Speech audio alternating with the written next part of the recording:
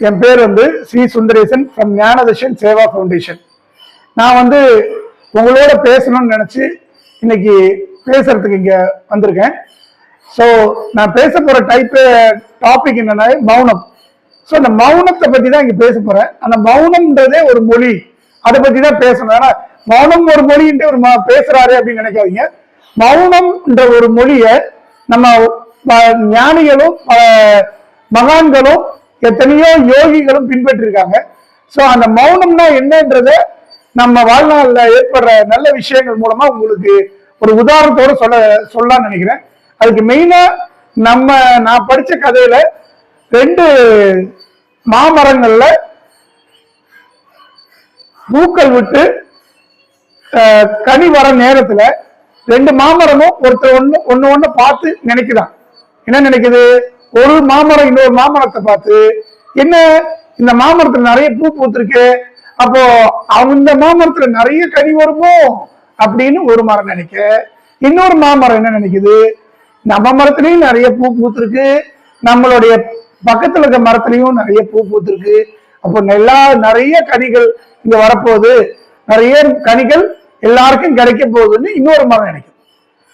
இது கொஞ்ச நாளுக்கு அப்புறம் அந்த மாமரம் என்னவா ஆகுதுன்னா, ஒரு மரம் தன்னுடைய பூக்கள் மூலமா நல்லது வரப்போகுதுன்னு நினைச்ச மரத்துல நிறைய பழங்கள் தானாவே காய்ச்சி இறைவனுடைய அந்த காடோடைய பிளெஸிங்ஸ்னால வருது. நிறைய பூக்கள் எல்லாமே கனிகளா மாறிடுச்சு. ஆனா இன்னொரு மரத்துல நிறைய வரப்போதே இதை நினைச்சதுனால இது கனிகளும் வராம தனக்குள்ளேயே அந்த ஒரு எண்ணத்தினால அது தானாவே பட்டு போகக்கூடிய ஒரு சூழ்நிலைக்கு உருவாகுது. ஆகவே நம்ம நினைப்பு, அந்த தாட், அந்த மௌனத்தினால என்ன நினைக்கிறோம்ன்ற அந்த விஷயத்த ரொம்ப இந்த ஒரு நல்ல விஷயங்களுக்குள்ள நினைக்க முயற்சி செய்யணும். அப்பதான் நம்மளுடைய வாழ்க்கையும் ரொம்ப சிறப்பா அமையும். இது நடக்க மாட்டதே நினைக்க கூடாது, நடக்கும். தொடர்ந்து நல்லதாவே நினைச்சிட்டே இருந்தா உங்க வாழ்க்கை ரொம்ப நல்லதா அமையும்.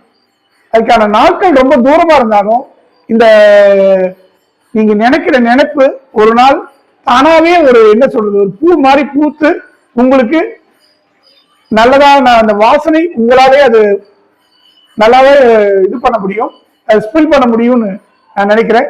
ஸோ இதுவரை என்னுடைய இந்த ஒரு சின்ன விஷயத்தை உங்களோட பகிர்ந்துக்கிறதுக்கு வாய்ப்பா இருந்ததுக்கு ரொம்ப ரொம்ப நன்றி. வணக்கம்.